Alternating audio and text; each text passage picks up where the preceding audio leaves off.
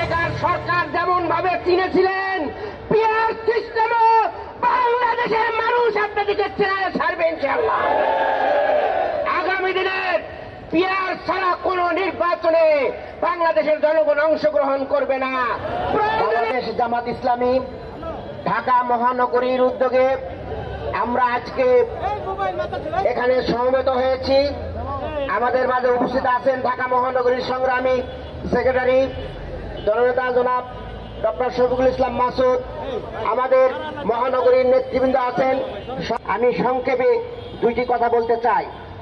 সংগ্রামী ভাই এবং বন্ধুগণ, পিয়ার সিস্টেমের ইলেকশন আজকে আমাদের বন্ধুরা বুঝতে পারছেন না।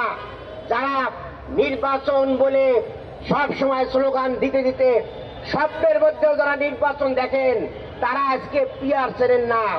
আমরা পরিষ্কার ভাষায় বলতে চাই, 91 সালে যে কেয়ারটেকার সরকারের মাধ্যমে আপনারা ক্ষমতায় এসেছিলেন, ক্ষমতায় আসার পরে আর তত্ত্বাবধায়ক সরকারকে আপনারা চিনতে পারেন নাই, ভুলে গিয়েছিলেন। মনে আছে আপনাদের? তখন আমরা বলেছিলাম কেয়ারটেকার সরকারের বিল পাশ করেন। ওনারা বললেন নিরপেক্ষ মানুষ বাংলাদেশে নেই, পাগল আর শিশু ছাড়া নাকি নিরপেক্ষ মানুষ নাই।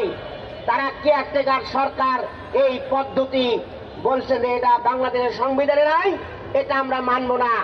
আজকে ঠিক ওই ধরনের কথাই বলা হচ্ছে, পিয়ার সিস্টেম সংবিধানে নাই, আমরা এই পিয়ারের মাধ্যমে নির্বাচন চাই না। আমরা বলবো কেয়ারটেকার সরকার যেমন ভাবে চিনেছিলেন, পিয়ার সিস্টেমে বাংলাদেশের মানুষ আপনাদেরকে চেনায় ছাড়বে ইনশাআল্লাহ। আগামী দিনের পিয়ার ছাড়া কোন নির্বাচনে বাংলাদেশের জনগণ অংশগ্রহণ করবে না। প্রয়োজনে জুলাই যোদ্ধাদের সাথে নিয়ে আমরা এই দাবি আদায়ের জন্য রাজপথে কর্মসূচি দিতে বাধ্য হব।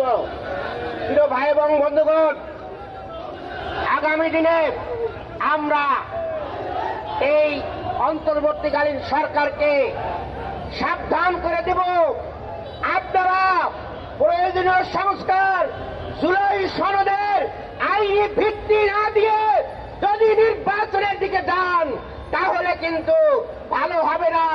এই দেশের জনগণ আপনাদেরকে সমর্থন দিবে না, আপনাদের বিরুদ্ধে আন্দোলন সংগ্রামে রাজপথে নামতে বাধ্য হবে। সংগ্রামী ভাইয়েরা, আমরা চাই না এই তত্ত্বাবধায়ক সরকারের বিরুদ্ধে, এই অন্তর্বর্তীকালীন সরকারের বিরুদ্ধে আন্দোলন করতে, কিন্তু জনগণের অধিকার আদায়ের জন্য আমরা যেমন আগস্টে আমরা শহীদ হয়েছি, রক্ত দিয়েছি, আগামী দিনেও এই সংস্কার পিয়ার পদ্ধতির ইলেকশন এবং নিরপেক্ষ ইলেকশনের জন্য আবার যদি রক্ত দিতে হয়, শহীদ হতে হয়, তবুও আমরা পিছপা হব না ইনশাআল্লাহ। সংগ্রামী ভাইয়েরা, আগামী দিনের সকল আন্দোলন সংগ্রামে আমরা স্বতঃস্ফূর্তভাবে অংশগ্রহণ করব। সংস্কার এবং পিয়ারের মাধ্যমে নির্বাচন দিতে হবে।